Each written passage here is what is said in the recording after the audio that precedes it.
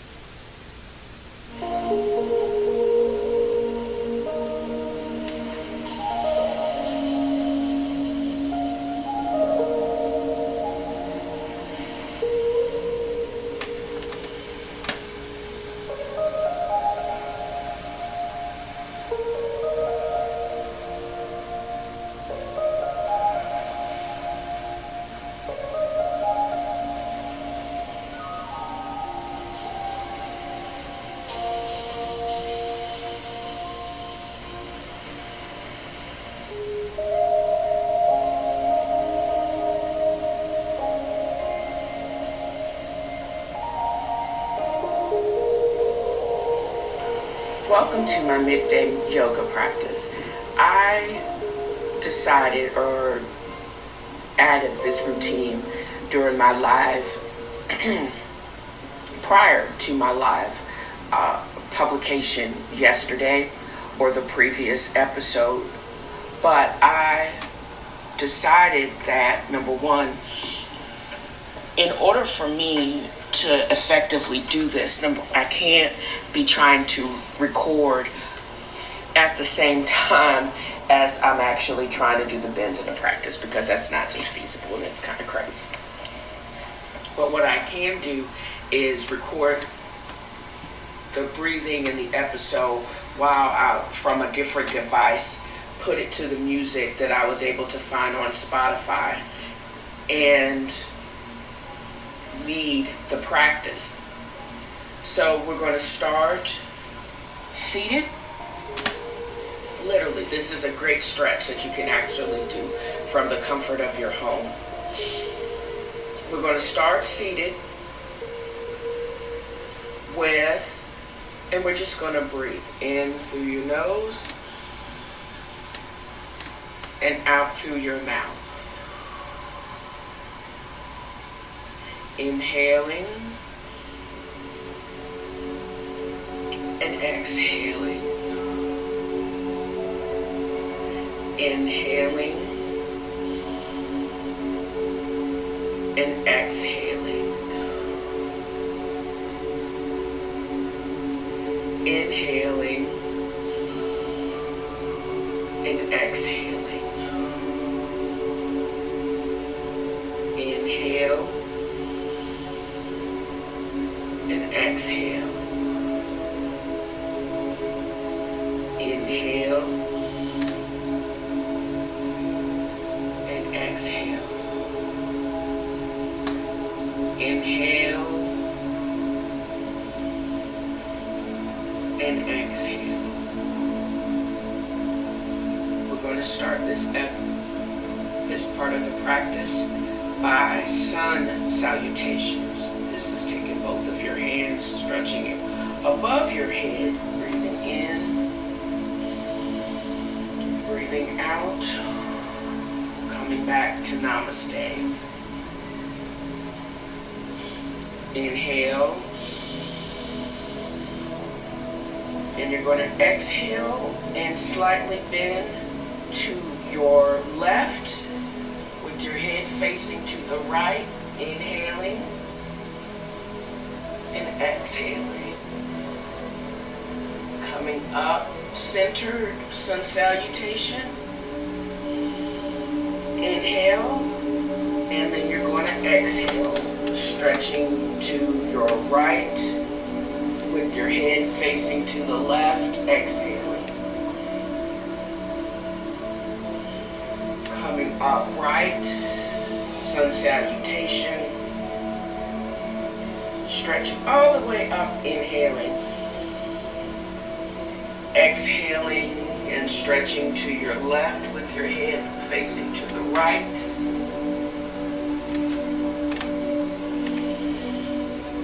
Stretching, sitting up straight.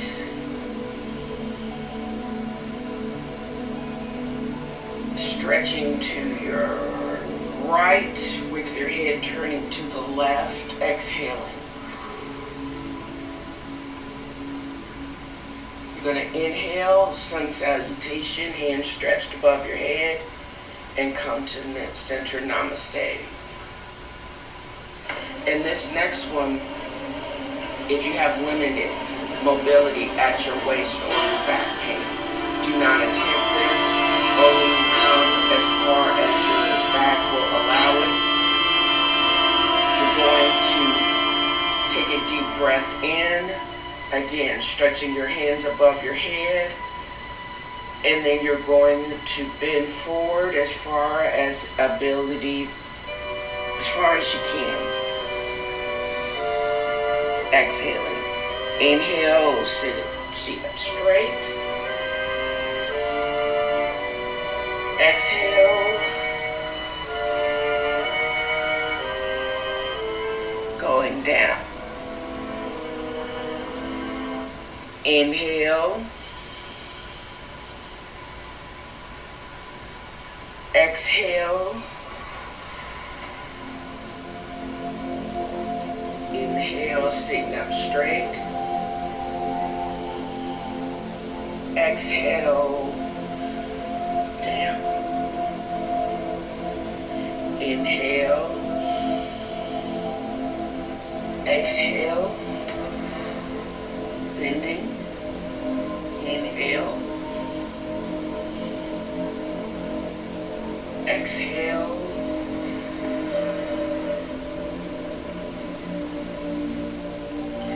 Now we're going to sit up straight. Inhaling, sun salutation, coming back to namaste. Exhale.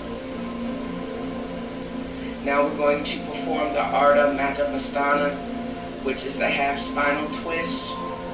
With this, you're going to put your right hand on your left thigh, twisting to the left, inhaling, and exhaling, deepening the twist.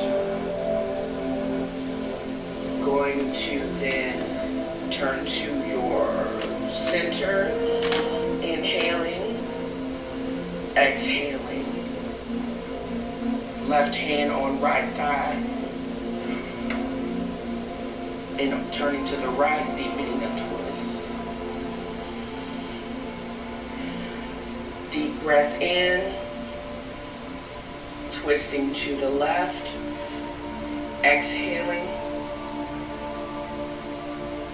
inhaling, turning to your right, left hand on right thigh, exhaling. Inhaling, coming back towards center to namaste. And in this, if you have the room, you're going to need to probably move your chair back for the seated butterfly poses, the Baddha Konasana. And I actually like this because it gives me a chance to not only stand up, but also to stretch out my legs. So in this, you're going to put both of your feet together and try and attempt to allow your knees to drop as close to the ground as they possibly can. Inhaling and then exhaling. You're going to twist to the left, right hand on left thigh, pressing lightly, inhaling, exhaling, deepening the twist. Inhale, exhale, deepening the twist, inhaling, exhaling, deepening the twist. And then turning to your right, left hand on your right thigh, inhaling, exhaling, deepening the twist, inhaling, exhaling, deepening the twist, inhaling, exhaling, deepening the twist. And then you're going to come back to center, the Baddha Konasana, centered, taking it to your inhale, exhaling, raising your hand, simply exhaling, and then raising your hands above your head and sun salutation, inhaling and exhaling back to namaste. And I hope you enjoyed this brief practice and it will allow you to be centered in the middle of the day.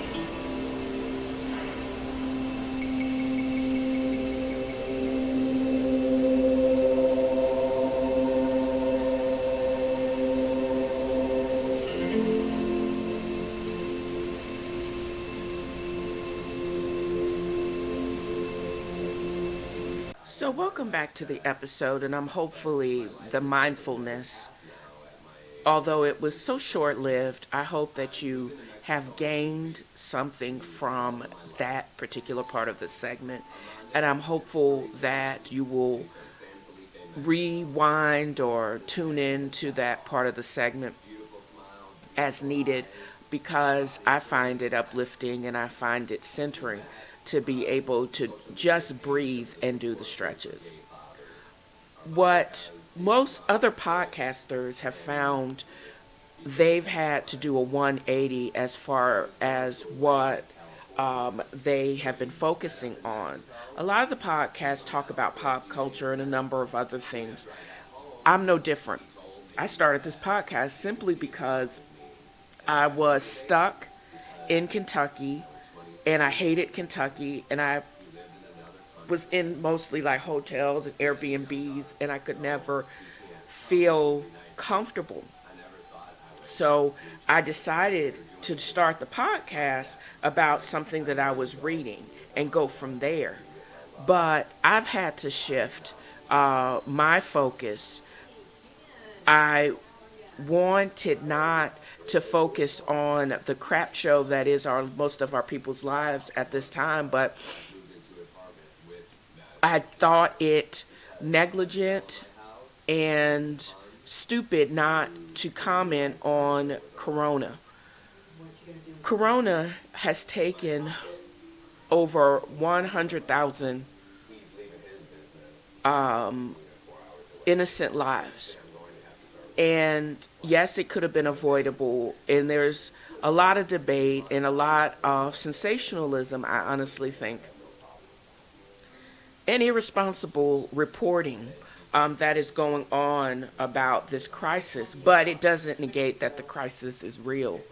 So what can podcasters do not to pile on to the sensationalism and the negative part of such a bleak time? And I got a few pointers. I'm a hermit by choice, and I basically signed a contract to that effect. I have thoroughly enjoyed working from home because how many people get to roll out of bed, and if they don't want to, that can do their job in their pajamas? Kind of like my podcast. This is a project of love because at this time I don't get paid anything to broadcast.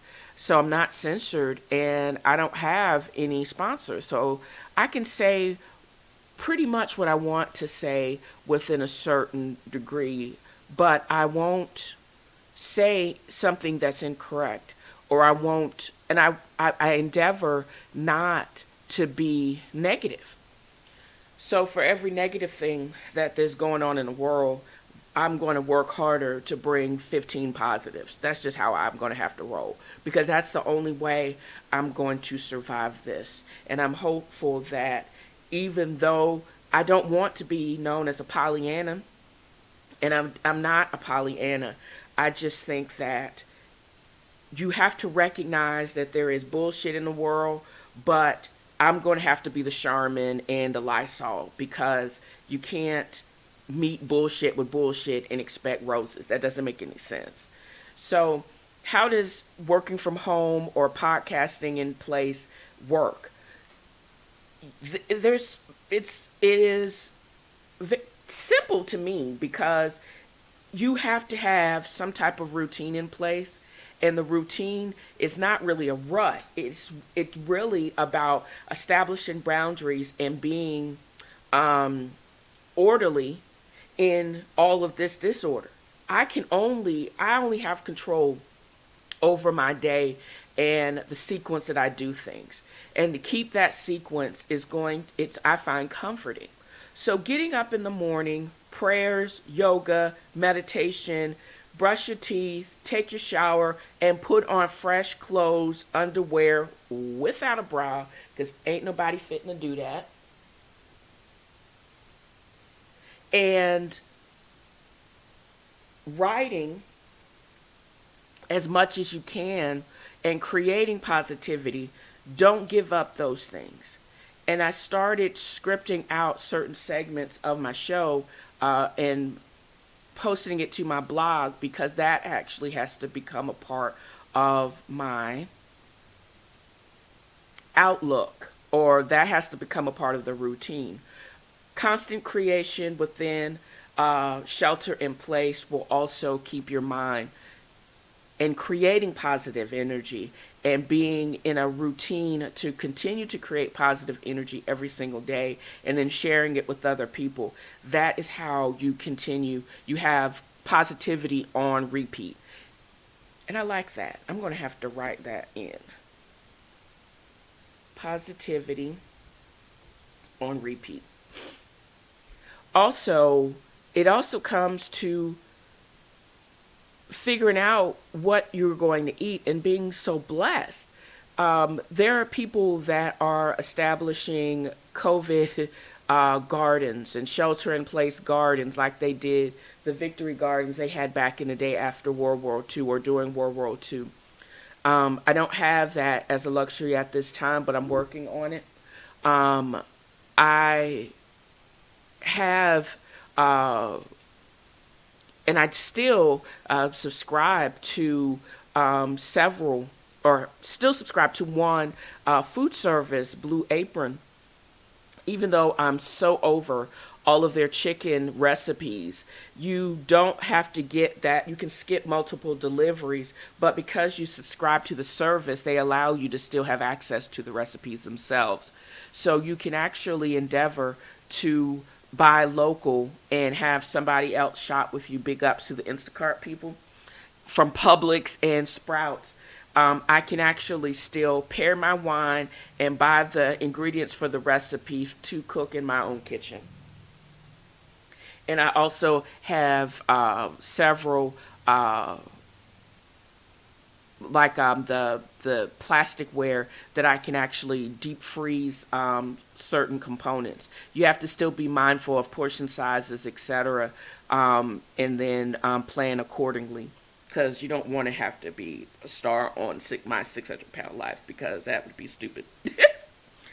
But, and I say this as I sip my 2015 Petit Verdot from Childress Vineyards, the Reserve series.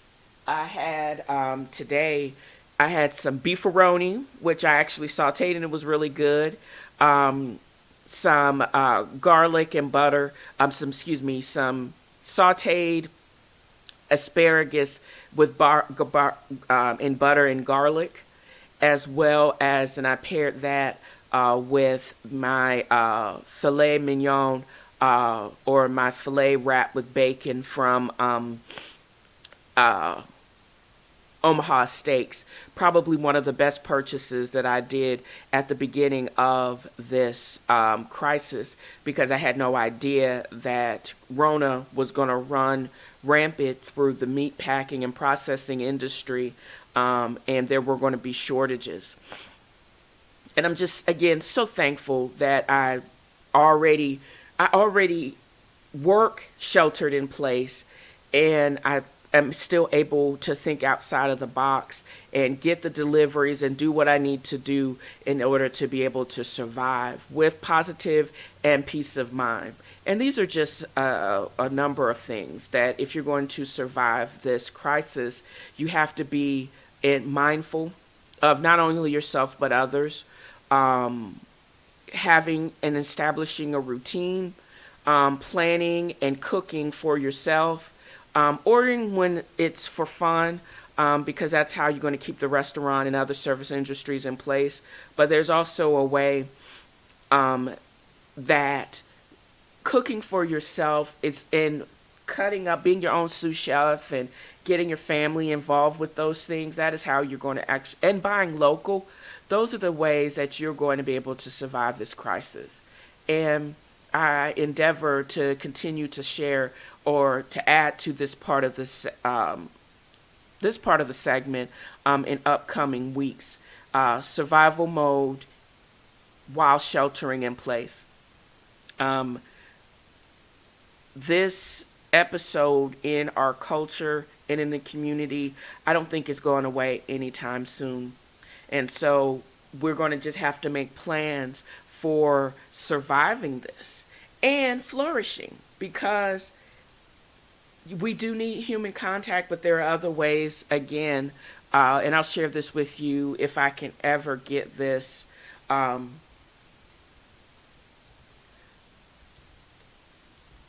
off the ground, how planning and setting up and participating into online free casino night is going to come off. I'm going to have to try to convince friends of mine to participate, signing up for the groups and just enjoying the interaction, even though it is electronic. Getting over that, I need to be one-on-one with someone, using this as an addition to that need, and it's not a bad way to go. I'm discovering and talking to and finding friends that I never thought possible, and I don't use it as like another source of dating, because I'm not really into that at this time. My mind's not right there. But another way to socialize and to be positively entertained without losing a whole bunch of money. So there you go.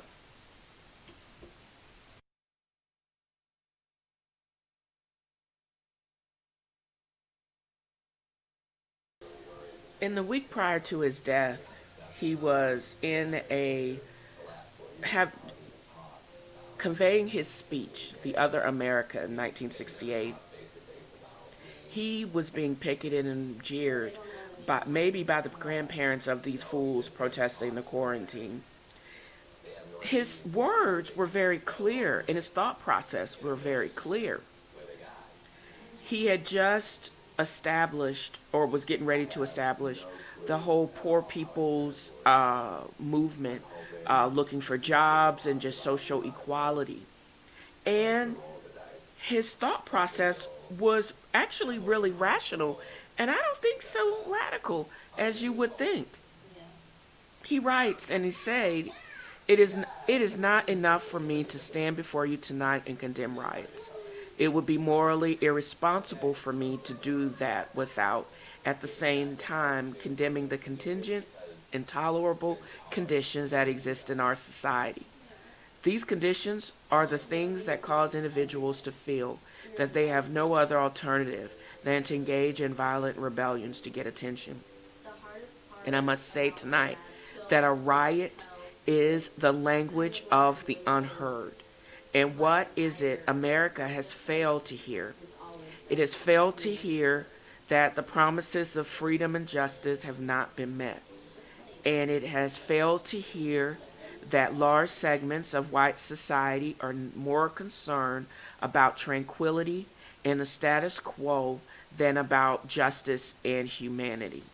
And you damn right. When you see these MAGA fools saying "Make America Great Again," they want people to be silent, and they want a leave it to beaver facade without having the basis. They want the fakeness, but they don't want all the dirty bits.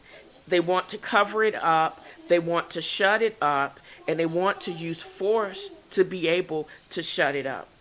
And I think that is the same mentality that provokes a president, a so-called leader, to tweet stupid shit. You know what I mean? It also, that mentality of overlooking because it doesn't apply to you, and you want the false tranquility, or people to go back to this false tranquility because it doesn't, you say it doesn't affect you, and you're just ticked off that people are not orderly and they're not quiet because they're not being heard. You want all of them to stop complaining about the raw deal and the raw hand that they have been dealt. The deck is stacked. You don't want anybody to call attention to the deck being stacked. You just want to go along in your fa-la-la-la world and ignore the vast majority, abysmal inequality, police brutality, economic inequality, social inequality, educational inequality, food deserts, healthcare deserts. You want people just to not talk about these things and go on like there's this great life. You want to go along with your great life, but you're the only one that's living that life. That is stupid. That's the Pollyanna of it. And people are tired of living it. This is the dirty bits of it. The reason why all of these places increased and blew up like wildfire is because of that thinking. So now what are you going to do about it?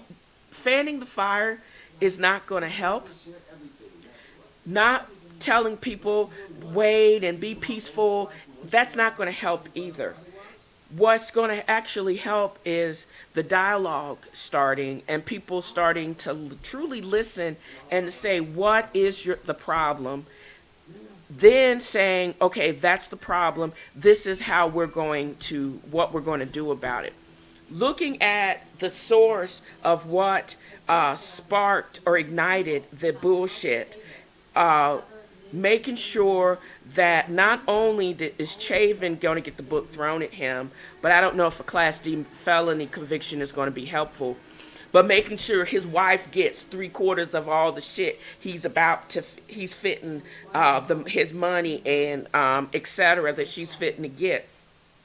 But all those other officers, the officer that stood by and allowed that man basically to get his neck snapped, that fool needs to pay. And the other officers that were holding Mr. Floyd down, all of those have to pay for their neglect and their assistance in the murder that was actually caught on tape. We got it from 3 different angles. What the freak are y'all investigating? We have seen them basically abuse of power, and we got the snuff tape on. We got that snuff tape. So you need to proceed accordingly and stop bullshitting us. That's the first thing.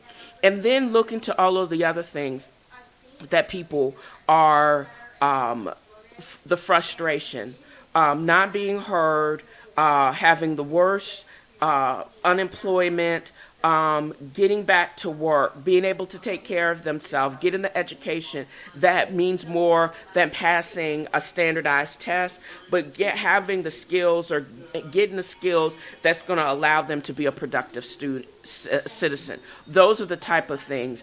And being healthy. If you do get sick, you can actually almost guarantee that you're going to get tested and get all the help that you can get if you can't fight this bullshit off. And that's starting right there. And then also, what are you doing to quell the violence? We've seen it. I have a straight up crush on Sheriff Swanson, a sheriff in Michigan, in Flint of all places, who says, we just need calm. I'm going to kneel with you and I'm going to walk with you. And then while we're walking, we're talking. What can we do to be able, let me understand, and then what can I do to make this better for all of us? Because that is why the burnings and the rock throwing and the all of that is going on, because they're still not being heard. And it just blows my mind that you have to have 5 days of riots to get people to listen to you. We tried it the peaceful way, but y'all just weren't hearing me. So now we just going to start firebombing and throwing rocks and storming CNN just because, again, y'all are not listening to us. But I'm still positive, and I'm still happy when I do see people doing the right thing. Starting out with Sheriff Swanson, and the Florida policeman doing the right thing. And I actually got emotional, and the California policeman doing the right thing. And it did make me sad that I know with these the riots, etc., no social distancing, because you can't riot and social distancing. That doesn't make any sense. But I do know there's going to be another spike in the corona cases. And what makes me sad is some of these people are in places where they're probably not going to get the help. But if we did, when calmer heads reign, maybe people will listen. And maybe they will get the help, because that's what they're actually saying. When you people coming from out of state just to cause trouble, we do get that. But we also get that you have to understand why they had to get to that point. And also making sure the people that come out of state just to riot, you got to look at them. Mental health and the justice system is just on crazy, because these people don't need to be running around and inciting riots. A crazy person does that. But what we need to do is listen to is, why are they rioting? Police brutality is a real thing. Y'all should have got that guy in check before he snapped that young man's neck. And what are you going to do going forward to make sure that doesn't happen again? What are you going to make it? What are the other demands, and how are we going to proceed going forward to be able to move forward? forward, because with all of the riots, some truly wonderful things are happening. We had the successful launch of SpaceX this past Saturday. All of that was over, and all of the treatments to block the infection and to block the cytokine storm that causes corona to go ballistic. We got 416,000 people and counting that are surviving this scourge, but that has been overshadowed by the riots that have broken out from coast to coast. So what are we going to do going forward so people we don't have an explosion of riots? That this type of lawlessness doesn't have to happen again. What are we going to do so that negative thing is not becoming top of the 24/7 news cycle? Do we really need a 24/7 news cycle? If we're going to prioritize all the negativity, but what are people doing so these riots won't do again? That should be the next conversation. I don't need to see that snuff film again to know that it was disgusting, and he needs to be put up underneath the jail. Him and his colleagues, all of them need to be up underneath the jail. But what I do need to see is, what are we doing to go forward so that won't have to happen again? And what are we also doing to make sure that we don't lose sight of the other things, the changes that need to be made? What are we doing about the sociopath in that's in charge of the White House and his foolish minions? How are we going to take back, the House as well as the Senate? Those are the types of things that we need to be still concentrating on. And this sensationalized BS, and I don't know of any other news cycle or news station that's actually looking at the positivities and also still emphasizing those things that we really need to be concentrating on. And how do we move forward? And popping and celebrating the recovered, but without losing sight of, we do need a consistent policy and a way back from all of this. This is what I actually would love to see. And who's with me? Who is tired of the shenanigans and want to see going back to the things that are important and not the sensationalized BS? Who's with me? We just exited a holiday, and I avoided watching the news and TV in general that past weekend because I wanted to spend blissful ignorance of the stupid action of others.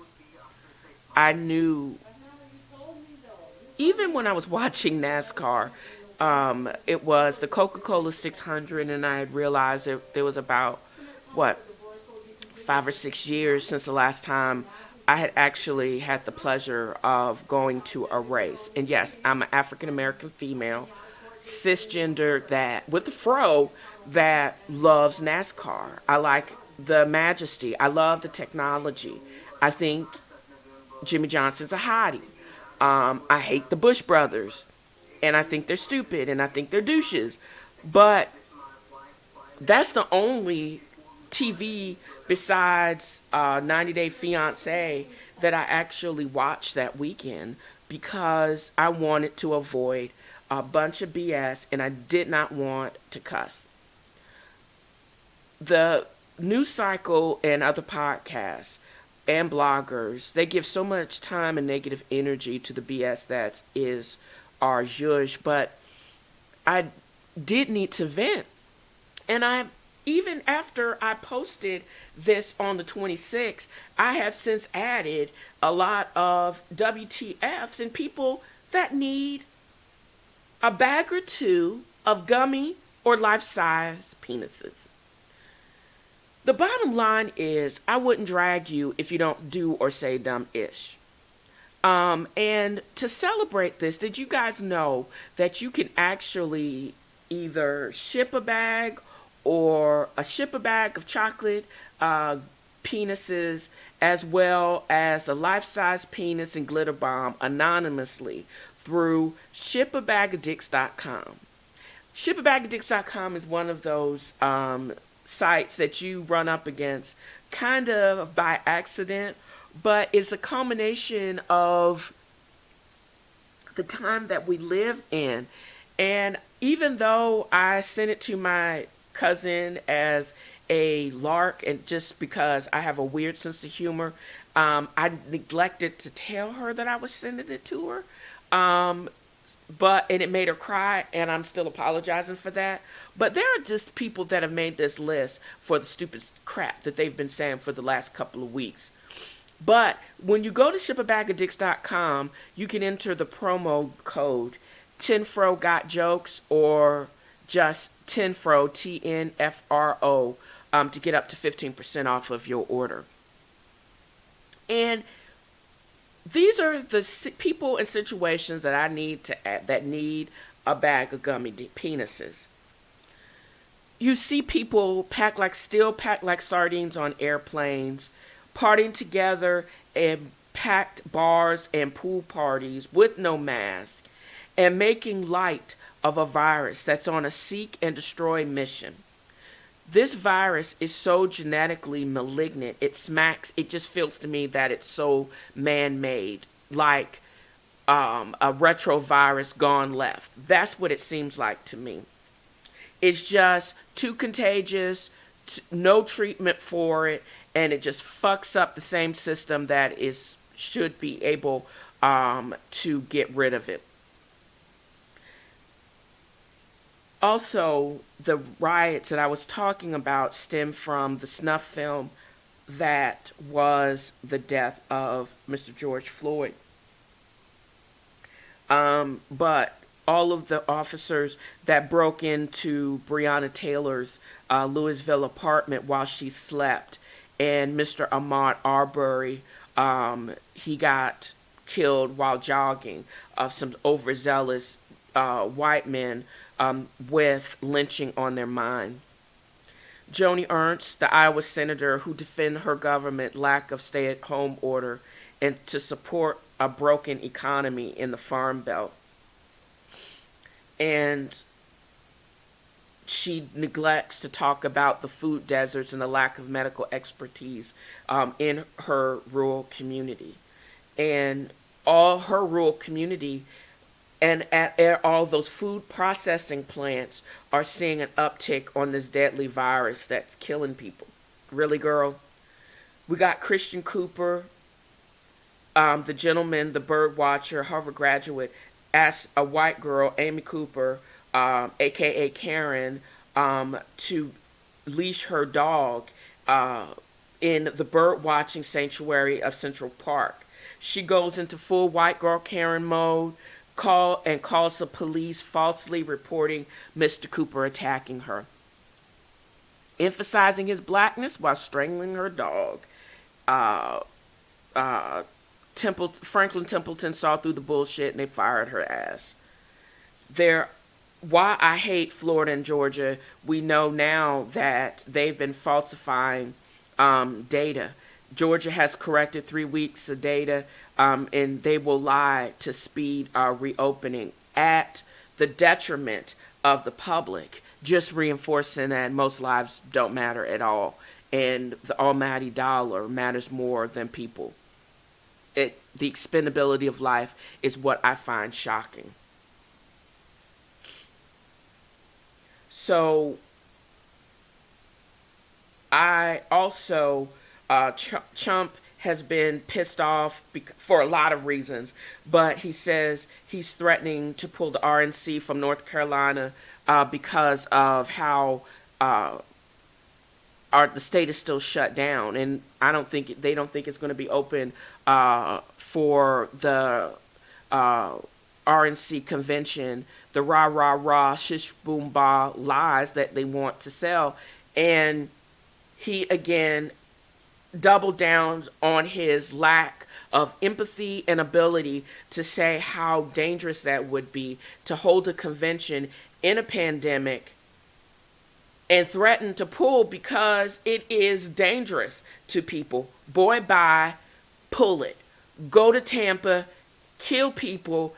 We know that you are no better than the Nazis. You really aren't.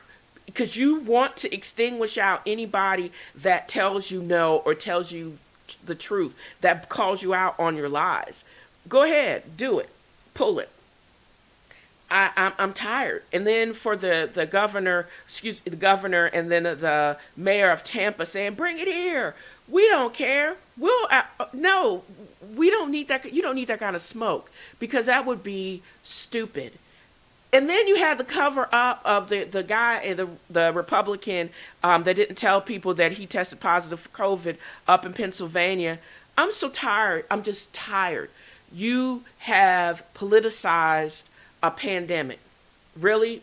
Well, RONA don't care. She don't care if you're Republican or Democrat. She just wants to take your life, and y'all are allowing her to do that. I just think it's just maddening. And then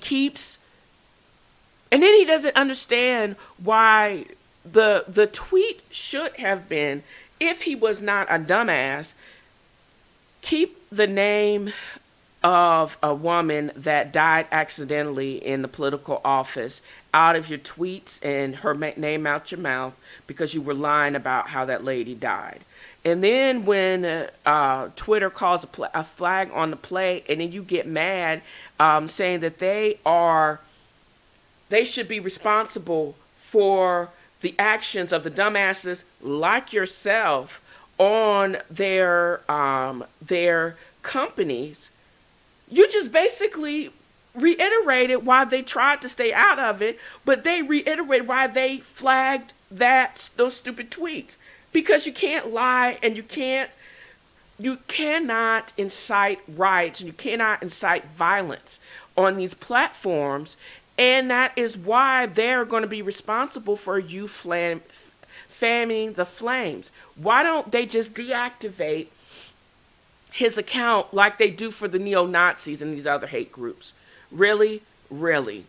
So I don't understand his beef and he said something that was it was inescapable. He gets to say nonsense to 280 million people at one time.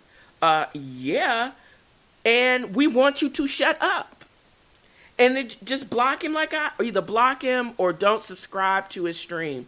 But it would just be easier for us if his account was just completely deactivated, because we don't need that type of nonsense. We got de Blasio defending the officers that, again, they have them on tape running the picket line or protesters over with their SUVs. We were kind of with you when you were Andrew Cuomo, but I always kind of felt that you were a dumbass, and that statement of support for that overreaction, you don't take your SUV, a city vehicle, and run over people because you need them to get out of the way. You don't do that. That's stupid. Nina Thomas, this is the wife of her cheating husband, Earl Thomas, who got caught, who basically posted up on Instagram, or she found him on Instagram on live, or was it Snapchat?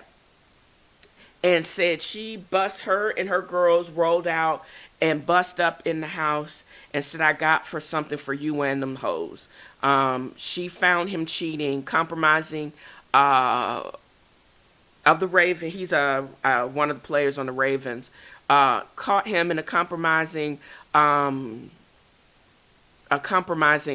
position, and they young, 31 years old. And why would you Snapchat your hoeing around on your wife? Who does that? Well, you do that when you have no respect for yourself, the woman you're screwing around with your brothers, as well as your wife, the mother of your children. But she went straight ham on him in Louisiana. Her and her posse rolled up on him, and they also caught all of that again on Snapchat. I found that amazing, and it hysterically funny. There are just so many people that you want to take their phones, you want to censor, you want to deactivate all their platform, all of their accounts on social media. But even in spite of the stupidity of all of this nonsense that I've seen in the last several weeks, and so many people that I want to ship a bag of gummy penises, I still get to research and increase my own fund of knowledge. And I still have the appreciation for learning, and I count my own blessings. And this is how I purge all this negativity. And I invite others, as they listen to my rants and why I ask myself WTF on a regular basis, but then I release it into the atmosphere. No more to make me anxious and no more to make me angry, and then my blood pressure noticeably decrease.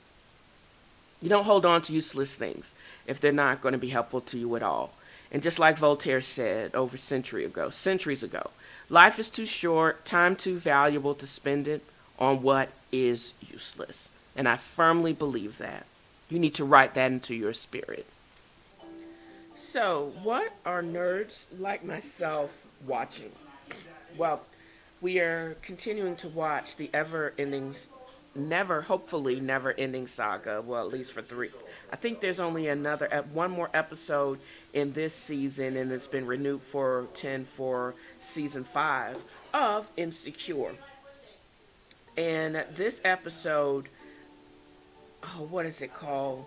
Low Key Tripping, was all about Molly and Andy. Her, I think he's Asian, not Filipino, but maybe Chinese. Love interest Andy. Issa is not there, but she really is there in spirit as they're wilding out, as Molly is wilding out on the Mexican coast. It looks to certain it gives the appearance that, number one, they basically leave Inglewood and they are shooting on location in a very beautiful part of the Mexican coast. Blue waters, sands, and zip lining, of all things. I found it really refreshing that Kim, what's her name? Tootie. Kim Fields was actually in it as that annoying, newly single female. And the lead up to them actually getting on the plane was a bit tricky. How Molly basically goes in on her assistant for a very a mistake. She doesn't broker anybody making mistakes, and she's always right. And she feels that because she is always right, she has the ability, or she can make everybody feel like trash.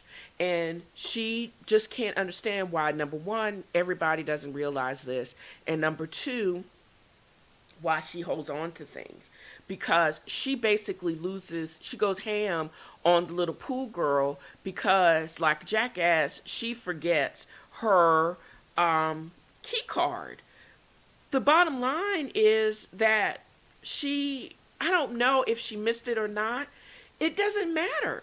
Just go back and get your key card. Who cares? Why hold on to something so stupid? Just because you may not have saw homegirl taking the key card from the white couple that was in front of her. Why does it make you so upset that she wouldn't let you go with the same buy? And why is it so important that everyone also find that you're right, and why you're so angry, and that you are still being offensive by calling it out, the other brown people that you are with that did not have to invite you on their vacation for you to act the fool? I just thought that, why is she so extra, is what I kept asking myself. And is her overreaction to everything is just because she now is with this new firm, she has this new relationship, and she wants it to be perfect, but she is self-sabotaging herself and still deflecting it on others. It has to be so much more than that. And she just can't be drama. She's like one of those people that just can't live drama free because they will implode the goodness that is their life. I don't like to make comparisons because she is not the only one that does this. But Carrie Bradshaw, this was the same storyline in Sex and the City.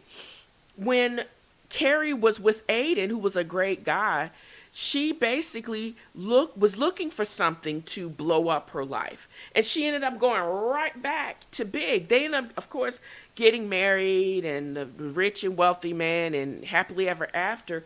But that looking for something when you have it so good and holding on to shit and blowing up your life is a recurrent theme in rom-coms and in Hollywood and movies. And it drives me fucking crazy.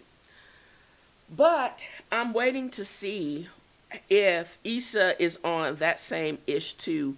And why is Lawrence, after he broke up with Condola, why is he sniffing around Issa now? They're doing so much better when they're not apart, when they are apart. Why is he so hell-bent on getting back into the same bullshit drama that imploded their relationship and that allowed Issa to cheat in the relationship? Who wants to go back to the drama? Are these people just so bored that they prefer the drama because that's all they're used to? How sick is that?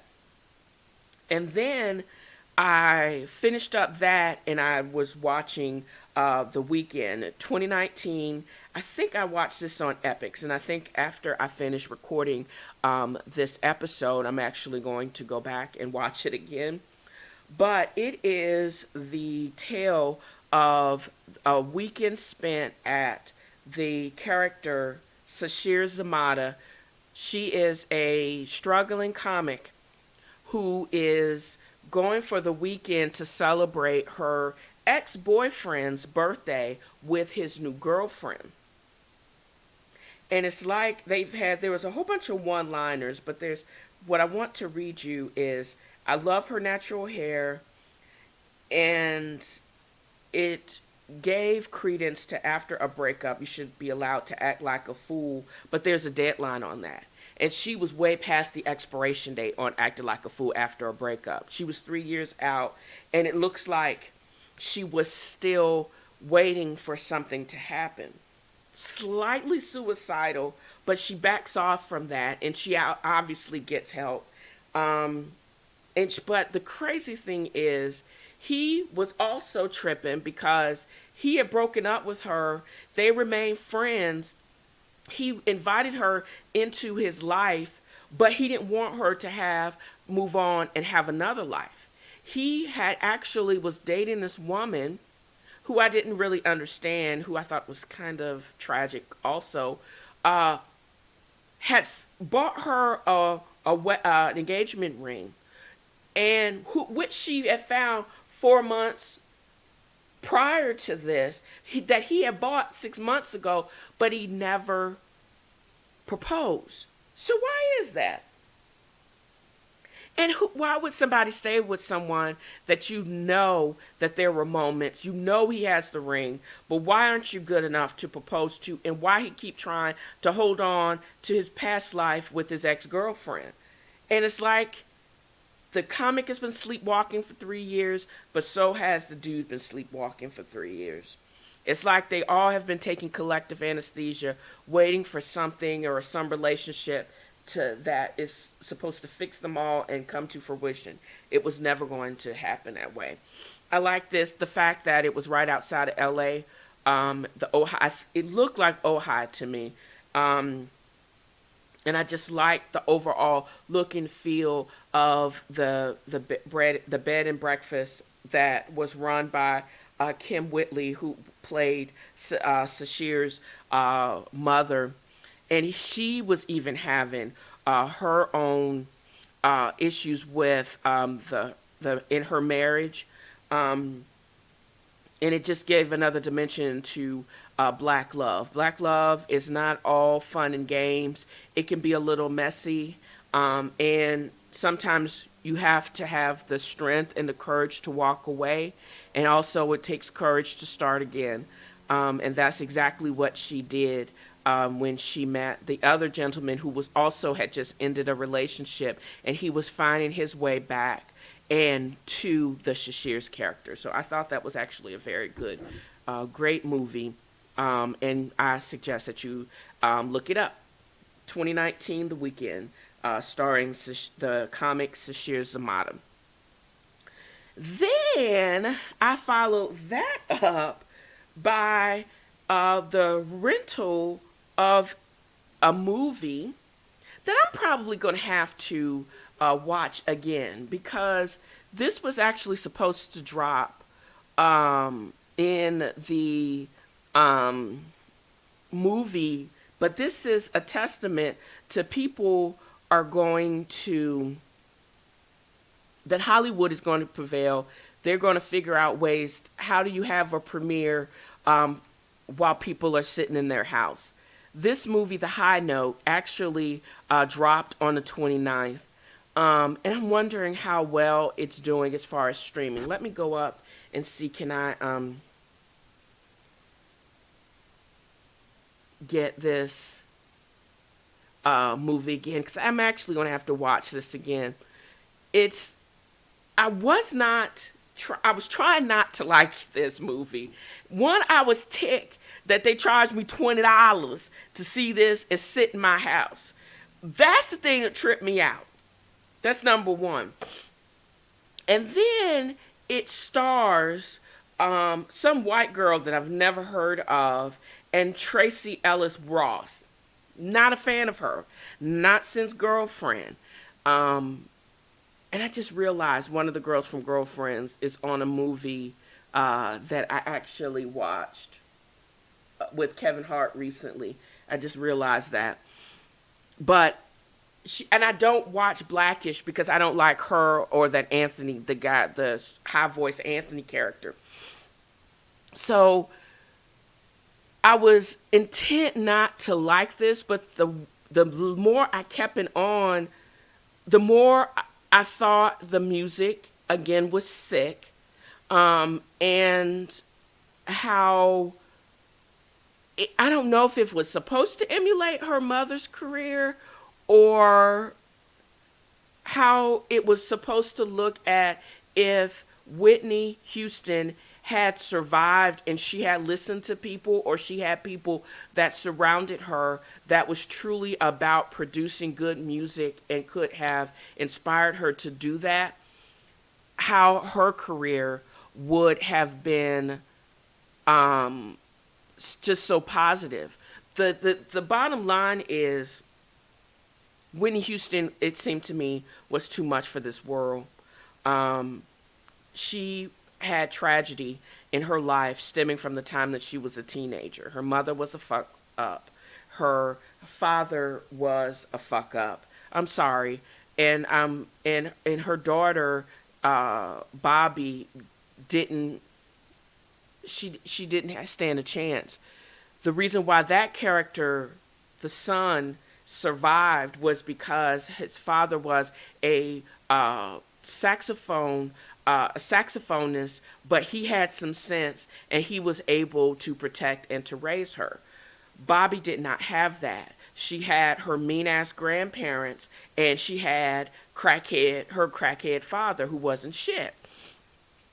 That young woman didn't stand a chance, and she was this world was just too much for her and her mother. But this is like Hollywood rewrite of a potential career on a high note. There you go. How she's ending her life on a high note, and it just makes me look at the rewrite of what could have happened if Whitney Houston had been also given this chance. And it could have been exactly like this. We see is a very headstrong character, beautiful woman Whitney Houston was, but nobody could tell her anything. If you listen to her ex-lover's book, she was always right, and she became vindictive towards the end of her life. And And she would definitely have not listened to a little pipsqueak of a little white girl like in this movie. But there you go. It just annoys me that there's somebody white has to save the day. But what can you do? Ally's an ally, and as long as people get to be with their family and get to continue to make great music, why should we complain? And it also speaks to that we're not going to be able to do this by ourselves. You are going to need allies, no matter what color they are, if you're going to continue to survive. So what is the problem with that? I don't know. But this also is a good flick that I think everyone actually should watch. For whatever reasons, even though I was stuck on stupid and I didn't want to watch it because of my beef one-sided with Tracy Ellis, but who knows? You'll probably enjoy it, probably just as much as I did. And this and The Weeknd is why I'm going to have to put those both on repeat, because they were just very good, feel-good movies. That, out of all the negativity that is swirling around us, these are two positive ways to end your weekend on a high note. So I suggest that you just pony up the 20 to Prime and consider a short subscription to Epic just to watch Epix, EPIX, to watch The Weeknd, because I think it'll both will be greatly worth it. And thanks. I realize on a daily basis just how much I read and I write in prep for this episode. For example, I have started in the past couple of weeks posting as separate blog posts my WTF rants, and also just any extra postings about what I'm watching and the whole process of editing my screenplay, and a new screenplay that I'm actually coming up with that I'll talk about a little bit later on in the show. But I also realize that when I do read something, I see something of my own writing and my own experience in what I read.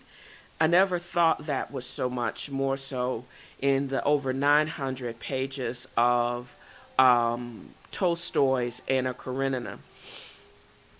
So I've actually finished that book, and it was a grind because the only way that I was able to get through Tolstoy's chatty rendition about his life, which I actually came to realize was the fact that it was a chronicling of his life. What I found out about Tolstoy, he basically almost died in relative obscurity because he became a straight-up hermit. He had created his own religion, and he basically wanted to shrug off his celebrity and the tremendous amount of money that he had made. And the last 400 or 500 pages of his book basically not only chronicled the follies of the main character, Anna, her brother, and Steva, her love interest, Vronsky, and her jilted husband, Alexei. There was one of the sub-themes was everybody else that were in their sphere that I was more interested in. I was more interested into the development of the character Kitty and Konstantin Levin. How he was a semi-agnostic atheist. This is Levin. How he seemed to be the manly man and coming of age when he was in the country. How Kitty initially kicked him to the curb and then ended up marrying him And she almost went crazy because Vronsky threw her over to get with the beautiful Anna Karenina. And how she was a wastrel, and how the beautiful society of that time, how pitiable, and how there was no way that she was ever going to survive. She basically threw herself under the wheels of a train, which I thought that Tolstoy was a very poignant play on the type of people that Anna embodied. Vapid, they were beautiful, and that part of society that the Industrial Revolution was going to completely and utterly destroy that type of society. He foretold it, but he did it in a very, very graphic way. The true survivors were going to be people like, and together, people like Kitty and Levin that go back to the country and supports and do those things that allow the country to be self-sustaining. And you can't do it by yourself. Communal only works if the people that either can work together and there truly is a head that can actually meet out the demands and make it work. Not the people that come there only that thinks it's a vacation, but people that are well suited and actually can be in the country to support those activities that support the sustenance of an entire nation. And if they had built upon that, by using the Industrial Revolution as the serfs were freed and to shore up all those parts of society, it could have truly made Russia a world power before its time. And again, maybe not so much a revolution if they could have figured this out way back in the 1800s at the time of the time that he was writing the book. But again, just as Martin Luther King told us, like I said in the previous earlier part of this of the recording of the segment, that riots and unrest are a symptom of people that feel that themselves are unheard. And when you keep ignoring it, they're going to riot, they're going to burn, they're going to tear up if you don't listen and do something. While it is silent and things are calm and you're prosperous, this is the time that you correct the wrongs. This is the time where you do what you need to do. And you can probably do it with little or no expense when you actually have to pay out the nose when everything gets ripped apart, and it takes longer when everything is in chaos. And I really realized several things also. Most of part 4 struck me about how all these people were a part of their follies. It wasn't until part 5 when Kitty and Levin got married, and then it also ushered in the implosion of Anna's life, and as I said, her death. And then Nikolai dies of TB. And how Alexei, he wants to make her suffer because they got divorced, but then he was like, fuck it, I don't care. And how you got these women like his best friend that were waiting and being supportive, but they were looking for the opportunity to move in their so-called rightful place. It just seems like there's so many entitled people, men and women, throughout society, and we see the same thing today. What also struck me is how people of leisure, they just rock up to somebody's house, shoot up all the birds, eat up all the chickens, and then kick it at somebody else's expense. I think that's rich. And how Veselovsky, there's always this really pretty boy that is a true mark of a sociopath, that doesn't really care and is so narcissistic that he doesn't see how, and he gets offended with his presence disrupting the tranquility and the cohesiveness of the family unit. If I knew, I would be that empathetic that I would actually know that my presence is no more warranted. I need to go. But he doesn't. He stays until basically Levin tells him to kick rocks. You gots to go. Kitty then has, she delivers her firstborn son safely in part 7. And then part 8, it became, at least to me, how Tolstoy was basically documented how he, I think personally, this was the first symptom of him going off the rails. The creation of his own religion, as Levin sought his place and the importance of religion, and how he was probably pissed off because I'm sure his own relations with his wife that he had married were basically sucking him dry as he was becoming more successful. And how dare they? You know, you want a family, but you don't want all the expense and all the shit that comes with having this extended family. And I think that was a part of his own turmoil. He basically wrote it out on the page. And I'm wondering, until this day, did his wife and her relations understand this? Or did they were just like, oh, you just got to suck it up and that's just the way the things that they are? When it was obviously a cry for help. But I can truly say I'm glad that I was able to put this book to bed, and I'm actually going to be able to read something else, probably something more light of the shopaholic persuasion, or even some Jennifer Weiner.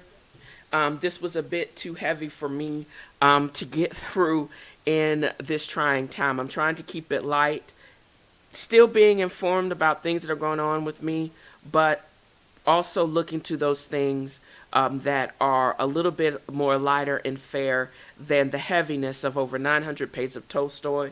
But I'm glad I did actually get to read it, and I'm glad I was able to follow along on one of the sub-themes.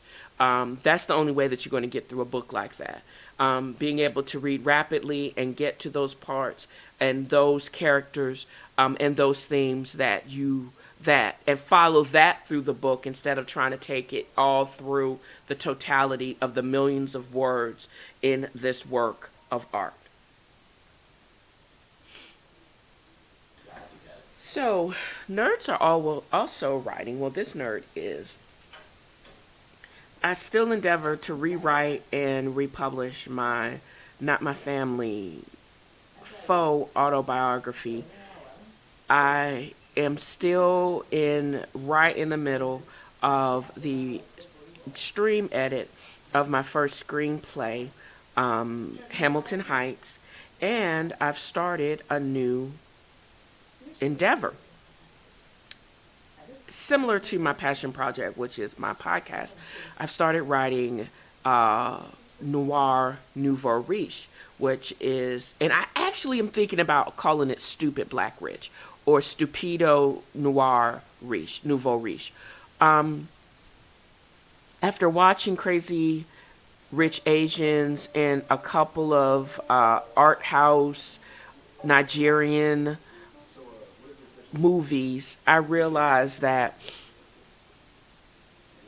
are there families with long money similar to the Asians but didn't get it by looting their own people like the Nigerians?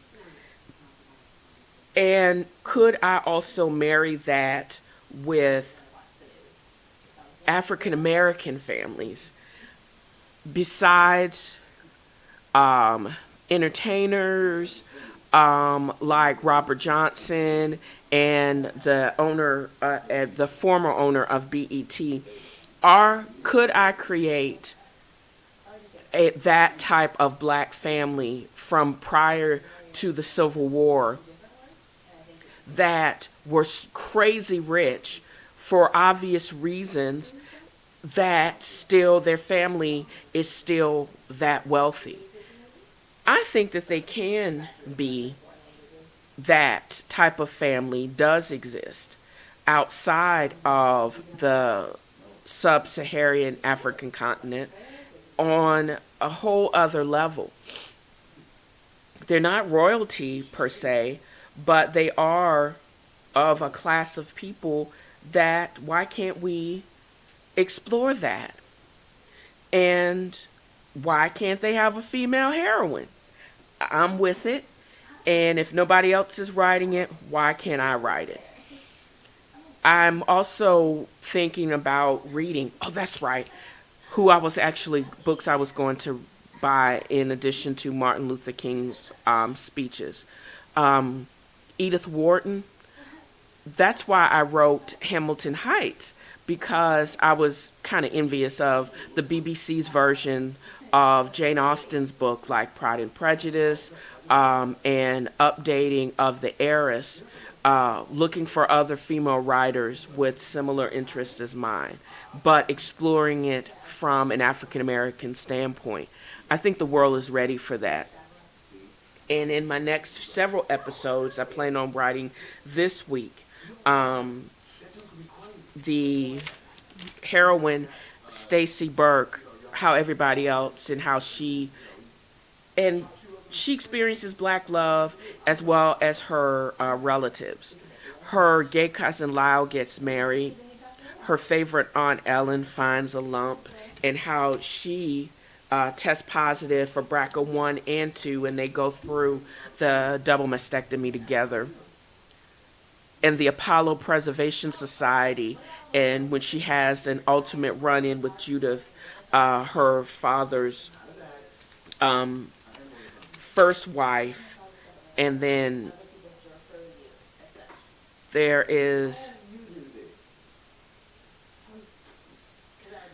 also, this is going to be that episode. I'm going to have to work this out, because one of her half brothers actually commits suicide at Lyle's wedding. I don't know if that is going to be one of those episodes, that the last episode and it builds to that, or do we just take care of that towards the beginning?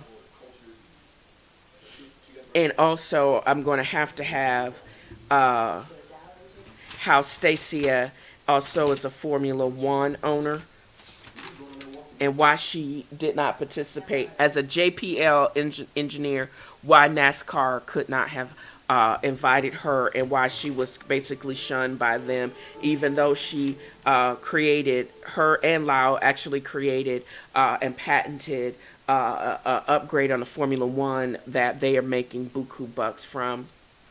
And how one of her great friends, who becomes a potential love interest, owns probably 4 of the most successful ramen bars and tea houses in New York City.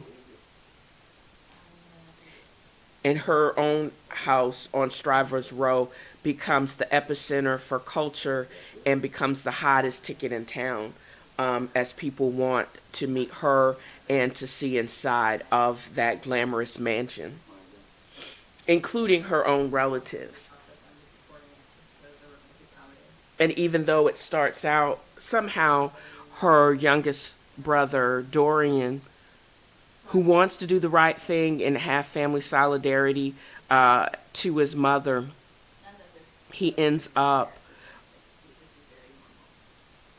kind of double-crossing his sister, who he actually admires, and the push and pull and family dynamics that causes someone to double-cross their own family member at the expense of family solidarity. It's just amazing.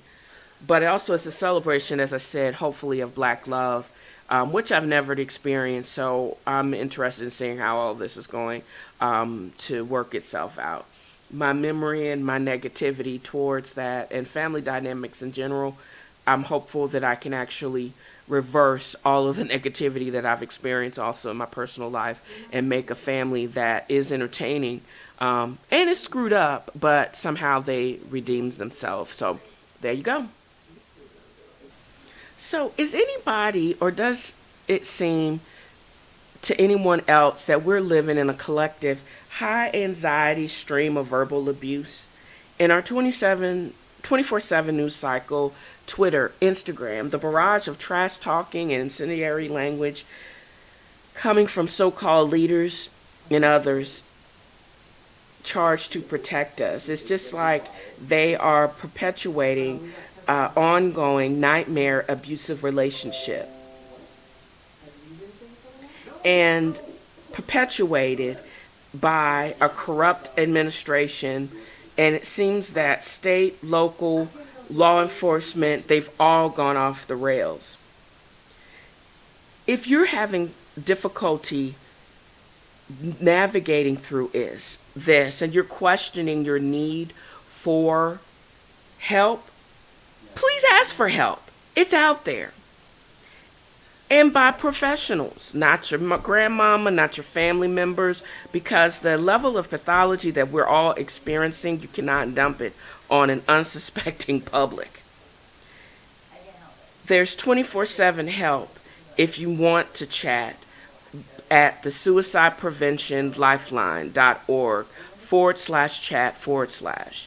If vodka or some other mind-altering substance is your problem, then you need to call 1-800-662-HELP.